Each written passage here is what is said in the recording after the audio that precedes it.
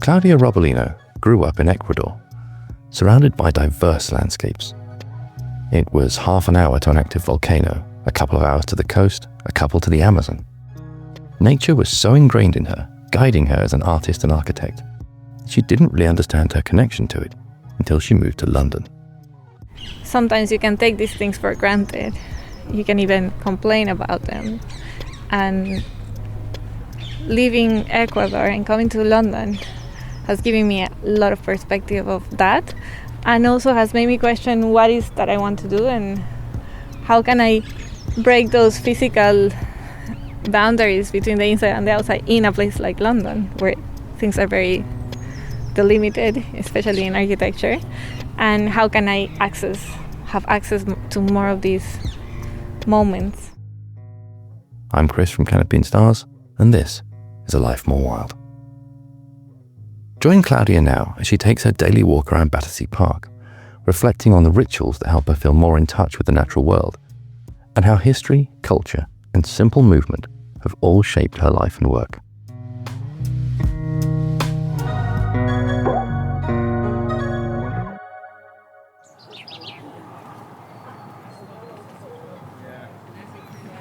We are now in Battersea Park. It's a beautiful sunny day. It feels like summer. But for me, it's a special place because I find here some sort of peace and connection with myself. It has become like my ritual where I come every single day, no matter what, in the morning before I start working, or at the evening after working, so I can disconnect, or I just find my little moments and I come here, put on a podcast or go for a run, bring a book. I've taken naps in this park, so it's my kind of like my safe place in London.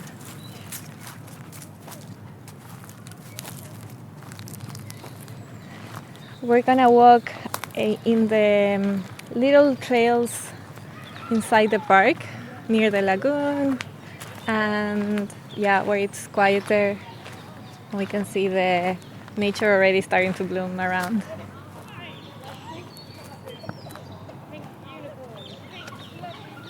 I am trained as an architect. I grew up in Ecuador all my life until 6 years ago that I moved to London. And I studied architecture at the Royal College of Art.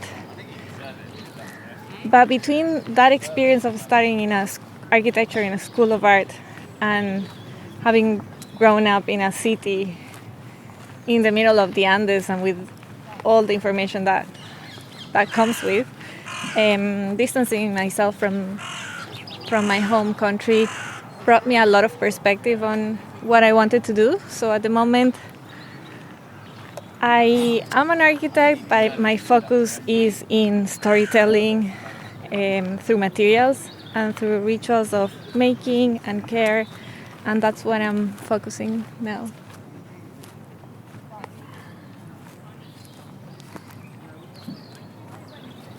We are in this kind of like square in the middle of the park. It has this lagoon. People are sitting around reading their books. There's a few couples talking to each other, playing with their dogs. Yeah, some birds around I can hear. But what time is it? I think it's like 1 p.m. So it's the middle of the day, and I think everyone has come here for a break.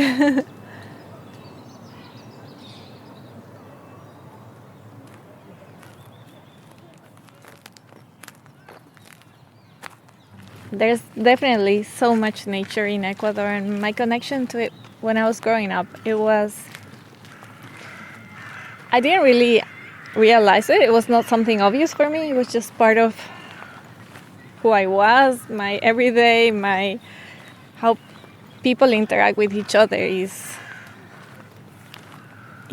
interconnected with nature, and it's part of our culture. And Quito is in the middle of the Andes, full of volcanoes. You can take a 30-minute ride and you are in one of the biggest active volcanoes in the world. But then also in 3 hours you are in in the Pacific coast. In 3 hours, you are in the Amazon. So growing up in a place in which it was really easy to move around, really easy to have this diversity of landscapes, I guess that fed into my system and into my interest. And what's wonderful about Ecuador is that it has so many different communities and cultures. Indigenous people from the Andes maybe are more connected with civilization, but then if you go to the Amazon, there's all these amazing indigenous communities, each one with their own culture, with their own language, and you can learn so much from them. The Waorani people is an indigenous community of the Ecuadorian Amazon. They live and they have inhabited this territory for centuries, as well as other communities and other cultures of the Amazon, but they're based in the most diverse place per square meter in the world in terms of flora and fauna. And so yeah, they live and they have cared for this forest, they have domesticated it, and it's wonderful to be in touch with them and to have researched them, because actually research with them, because you can learn the importance of the Amazon, but most importantly for me, what I've learned is the role the women play in domesticating it and preserving the forest.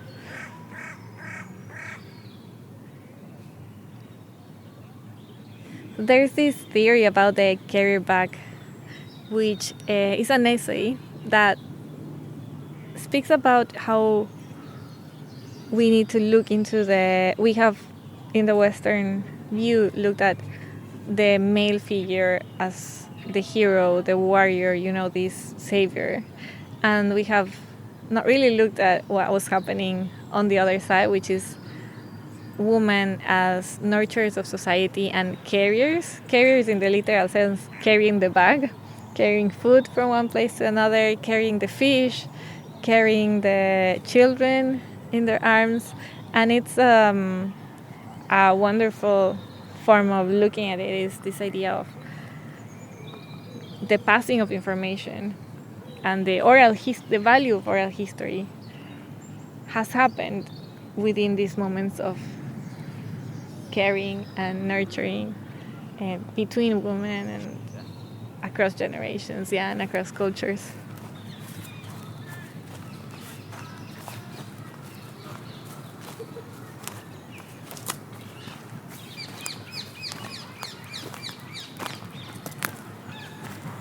I think we need to consider architecture. What's the purpose of architecture?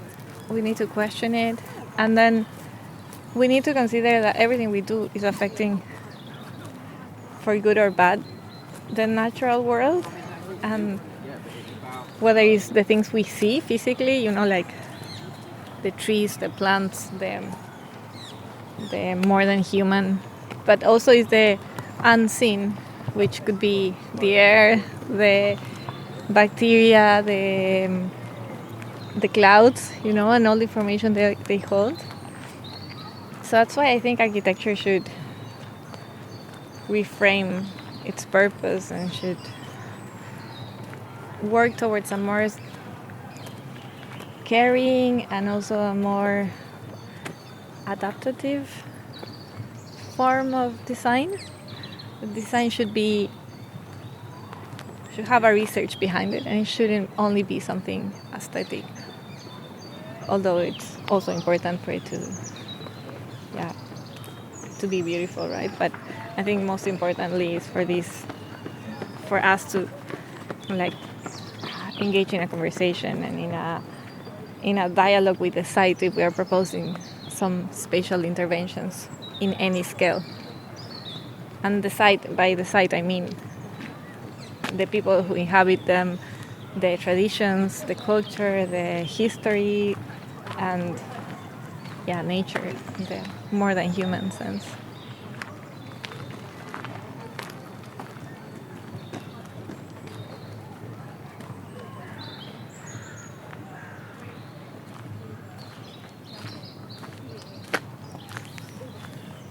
You know, when we were talking about the Waurani people, and them living in a place like the Amazon, right? They still build. They build their houses, their shelters, their schools, you know. But the way they build it is through a form of understanding how the forest behaves, and how they behave, and their needs as well. So since they're in this very, very close relationship with nature, they understand how to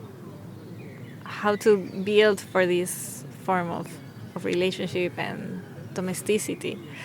And that's quite like an interesting example of how architecture can not really affect the environment, but it can actually even benefit it. And it goes up again to this idea of cyclicality and cycles and being self-sufficient and learning from what we have with us. It's not necessary to look for something that is far away or a material that is not accessible here. An aesthetic that doesn't really work with the weather and the temperature and our surroundings. And I would say architecture should understand its location, but also should be designed for humans and for the more than human inhabitants. How it's gonna affect that, I think it can be learned and improved if we are more connected with where we are. Like we are observe, if we contemplate more, if we are a bit more curious about the plants in the front garden or the weeds that look like weeds but actually can be beautiful flowers. And I think it's about that. It's about like understanding where things are coming from, and then also understanding that architecture is not just building, but is experiencing, is researching, is observing these forms of interactions and behaviors.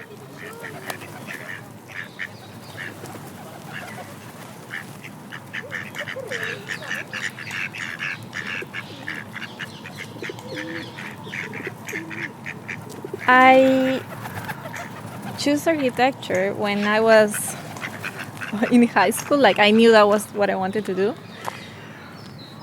Looking back, I don't know if what I was interested was in architecture itself or this concept of space and the body and how we move around it, how we behave in specific spaces, how we interact with each other, which is kind of the way that I see architecture now, and it's something that was always part of my interest. But I decided to study architecture because of that intimacy that happens in different scales. I think I wasn't aware of that, but it was what drew me to it. It was this concept of domesticity and space, and how we can inhabit these different spaces depending on the site and the landscape and the culture of a specific site. Those were kind of like my first interest in architecture, but now I see it as something much more profound and deep, and I don't see architecture as necessarily something that is to build something, but is to understand to understand how we appropriate and how we interact with each other, with animals, with plants, with other beings in a specific surrounding. And I think there's so much about it in relation to storytelling and the passing of information from one generation to another that kind of like dictates these behaviors, and it also dictates how we, in this process of inhabiting, how we appropriate spaces differently. And for example, how we have dinners in one place in the world versus in other places is completely different, right? How they appropriate these spaces as communities and as individuals.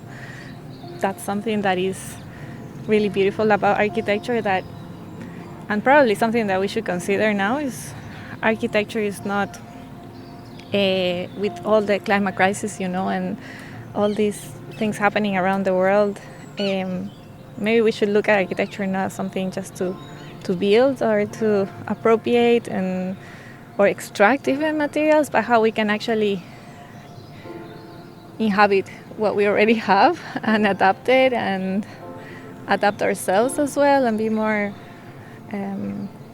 humble with our surroundings.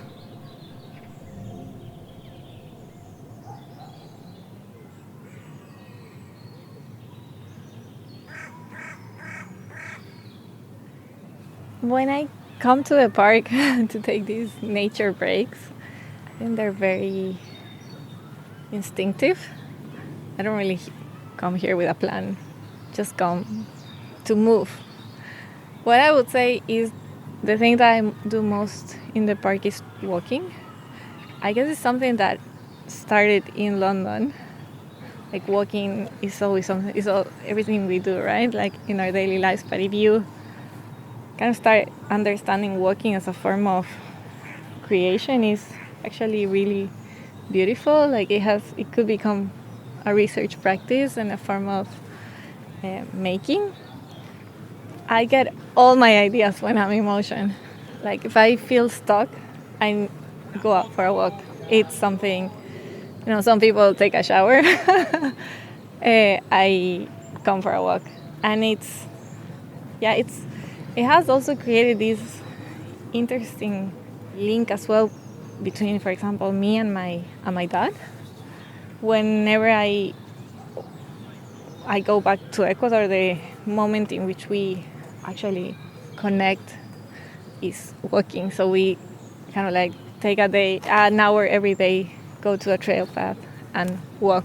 And walking also keeps your thoughts in flow.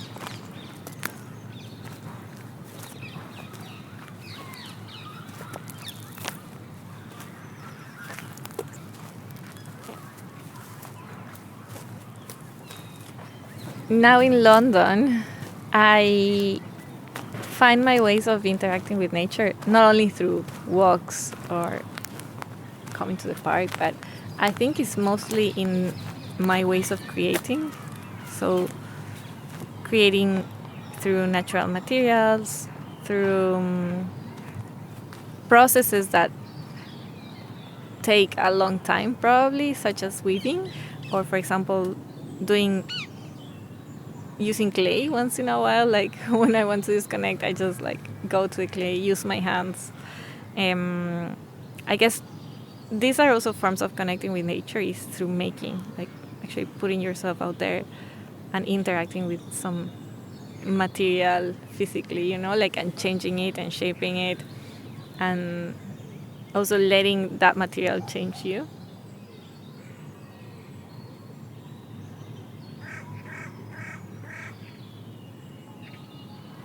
We're heading to this secret garden.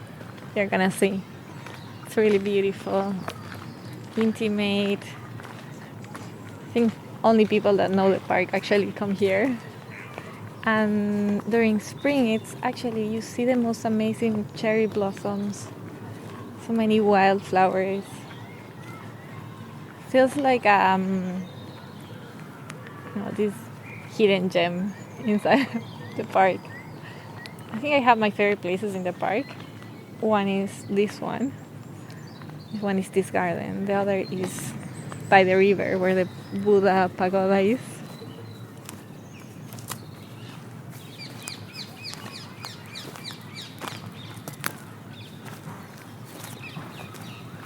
From these walks, I've taken lots of inspiration, but I don't really know if it's something tangible. Well, probably they do have some tangible effects in me, but I feel most of the inspiration has come from walking here and then having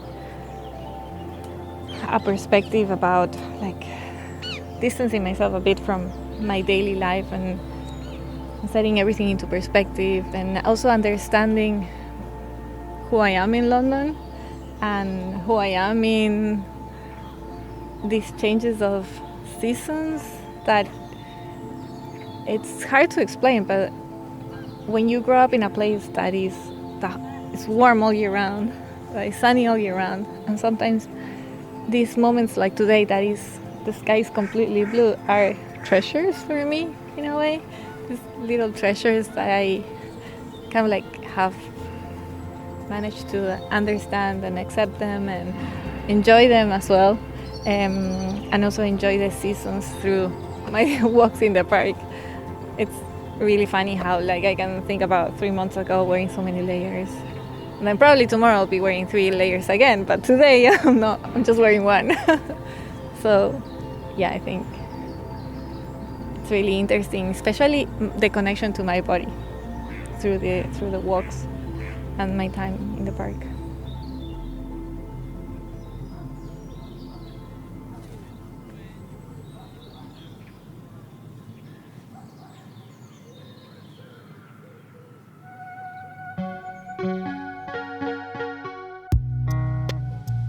I hope that's left you a little inspired to find a time and a place to get some nature into your life. Even a walk in your local park can spark an idea or just be a moment to clear your head. We'll see you in a few weeks for another walk with another great guest, and in the meantime, check out our quick strolls, shorter walks with guests from previous episodes of A Life More Wild.